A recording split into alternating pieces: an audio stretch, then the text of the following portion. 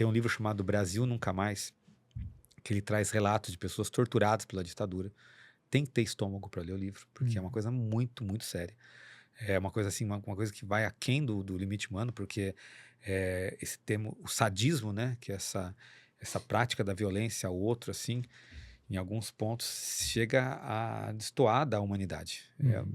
Não tem como a gente ser tão frio assim. E por mais que te defenda algumas ideias políticas, se apoiar a repressão de um ser sobre o outro é algo que Você está assistindo a um corte do Conversaria Podcast. Dê o like, dê o hype e se inscreva no nosso canal. E além disso, a gente tá com uma parceria com o Léo Knorr, que inclusive é o nosso personal. A gente tem um link na descrição que é um forms para você preencher e participar da consultoria dele. Ele vai te dar uma prescrição de treinos personalizados. Além disso, ele vai te dar sugestões de alimentos que você pode utilizar para te auxiliar nesse processo de emagrecimento. Então corre no link da descrição e preenche o forms agora mesmo. Esse caso ele era diretor da TV Cultura, Vladimir Herzog, jornalista.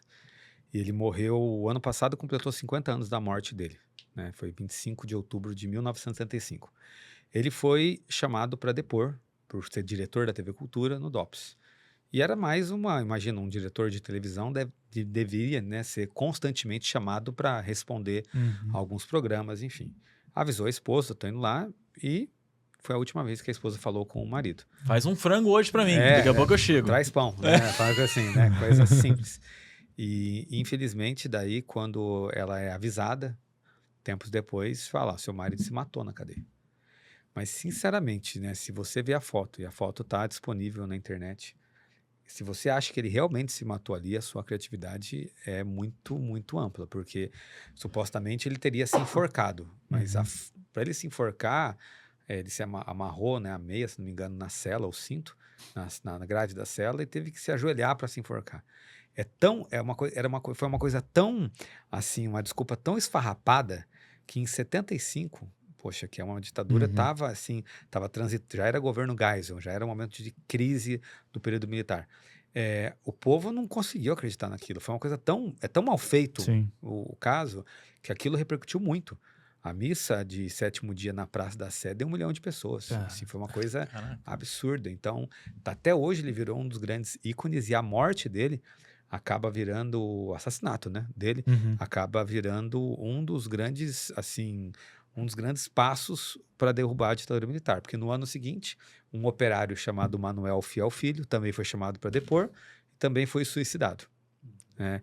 E só que não tiraram foto dessa vez. Só que no caso dele, a foto, se o pessoal procurar, é muito bizarro a falta, assim, vou dizer assim, querer fazer com que o povo acredite naquilo. Então, aquilo foi algo, assim, muito errôneo. E já é fato, assim, consumado que foi assassinato. Tá? Por muito tempo houve a discussão, mas foi suicídio, foi assassinato. E hoje não há dúvidas que aquilo foi realmente um crime praticado pelo governo com o jornalista. Ou chama Vlado, né, que eles apelidavam ele, mas o Vladimir Herzog foi, assim, um dos expoentes. Por isso que eu volto à pergunta, né, foi branda. Não tem como ser branda, gente. Pergunta para a esposa do rapaz. Você pergunta para a família dele, para os filhos, enfim, se foi branda. Não foi. Então, e a gente ser conivente com uma violência daquela porque não foi com a gente, é muito desumano, né? Você tem que ter uma empatia ao ponto da pessoa não ter feito nada errado, ter sido um jornalista, um diretor de TV. Por mais que ele tivesse opinião contrária ou a favor do governo, eu acho que a gente não monta quebra-cabeça com peça igual, né? Tem que ter opinião diferente, mas aí é um espaço democrático, não numa ditadura.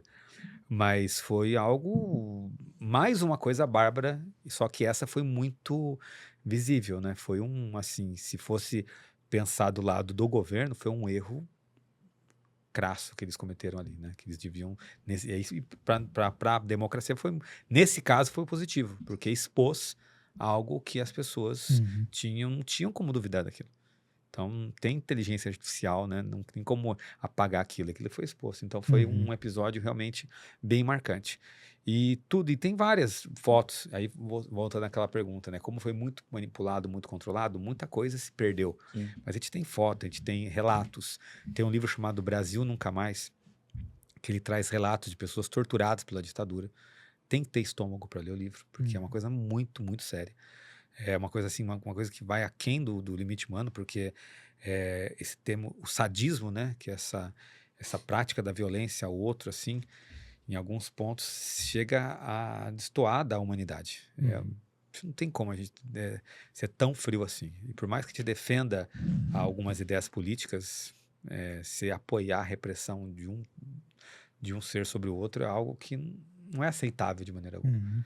Então, realmente, ali a morte dele foi bem emblemática. E não foi a única, mas foi bem emblemática. Sim, essa apareceu, né? E as Essa outras que não apareceu, apareceram. exatamente. Essa aí. Esse livro que o senhor mencionou, o senhor já leu? O Brasil Nunca Mais já. Tem aquelas histórias de rato. De rato, de tortura física, psicológica. Tem coisas assim que não convém ficar falando, mas quem quiser ler, vai preparado. Né? É uma compilação de vários relatos de pessoas que viveram a ditadura. Tem bastante material, tem muito historiador bom. Tem o... Thiago Paes? Thiago Paes não, Thiago Paes eu só escrevi sobre a história do Paraná, tá? Mas tem o Hélio Gaspari, que ele é um autor muito bom.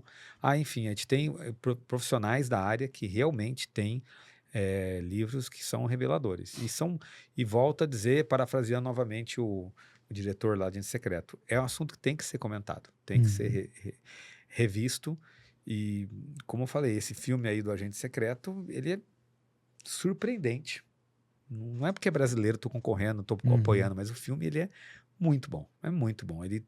A narrativa dele, vocês da parte de comunicação, vocês vão adorar, assim, porque a narrativa, até metade do filme você não entende nada, de repente tudo se encaixa assim, de uma maneira brilhante e traz uma informação histórica muito legal. Enfim, vale a pena. Ô, professor, já que você puxou isso aí, eu já tinha até deixado a pergunta para trás, né? Sim. Mas, fazendo o advogado do diabo aqui, Sim. teve uma fala do Wagner Moura que ficou muito famosa, que foi comparando o Bolsonaro com... Comparando não, né? Ele disse que foi um governo fascista. Assim, existe realmente essa comparação? Então, assim, ó, o fascismo, ele é um regime político de extrema-direita em que defende-se a ideia de um partido único, né? Então, assim, o Brasil foi fascista não porque tinha outros partidos, né? Então, não foi fascista. Sim.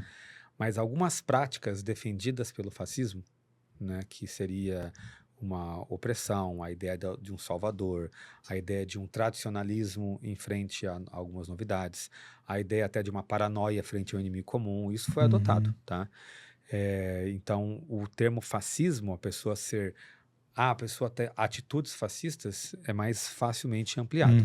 É um governo fascista da forma clássica que foi estabelecido? Não, mas algumas medidas você pode adotar como semelhantes. Entendi. Então dá para...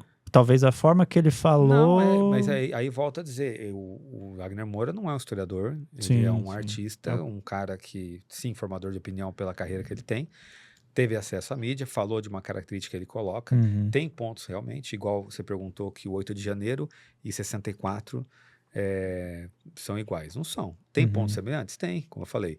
Ambos os movimentos criticavam a democracia naquele momento. Ambos os movimentos se diziam salvar a nação. Ambos os movimentos se diziam que é necessário quebrar para depois reconstruir. Então, alguma semelhança pode criar. Falar que é tal qual, eu acho um pouco radical demais. Pode ser que algum historiador, alguém consiga trazer assim comprovações que realmente oficializam essa fala? Pode. Aí seria legal até como historiador ver essas versões, né? E dentro daquela máxima que eu estou falando várias vezes, entender que tem que ser um profissional da área, um cara legitimado, documentado e tudo mais. Eu acho que deve ser muito legal, né? Tipo, que nem vocês historiadores, porque assim, vocês já viram muita coisa que aconteceu. Então, muitas coisas devem repetir, né? Tipo, aconteceu isso. Aí o historiador, agora vai acontecer isso.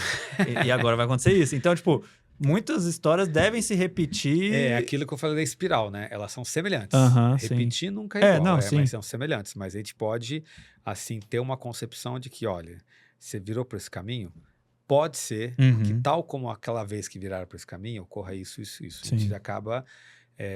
como é uma previsão, não é uma visão, tipo, acaba criando por base histórica uma possibilidade que tem um pouco mais de chance de ocorrer por conta de você conhecer o passado. Então, é a tal da experiência. Mas é legitimado? Não. Mas, tirando os Simpsons, Ninguém acerta tanto o futuro tão facilmente assim, mas é bem difícil. Agora, é só ver as teorias que teriam com a eleição desse governo, que ia acontecer com o Brasil, que não Uhum. aconteceram. Sim. A teoria que aconteceu com o do governo não aconteceu. Então, a galera vai dar um monte de É. tiro. Você vê canais de YouTube que falam, agora o dólar caiu, é o fim dos Estados Unidos. Agora, então o cara... E até ele dá vários tiros na esperança de Vai uma que certa, acerta, vai né? que acerta. E às vezes alguns acertam realmente, por ter uma capacidade em analisar situações que são realmente semelhantes. Uhum. Iguais não, mas semelhantes sim. E aí eu volto de novo àquela ideia, né? Você tem que deixar cicatrizes na amostra para não sofrer o mesmo dano. Uhum. Quando se apaga, você pode sofrer o mesmo dano várias vezes. E aí é o papel do historiador tentar evitar isso, informando, educando, trazendo a ideia, e o papel da pessoa que está sendo educada, que está sendo, assim, está dentro do papel de discente, entender que aquilo está sendo por bom, Uhum. bem dela.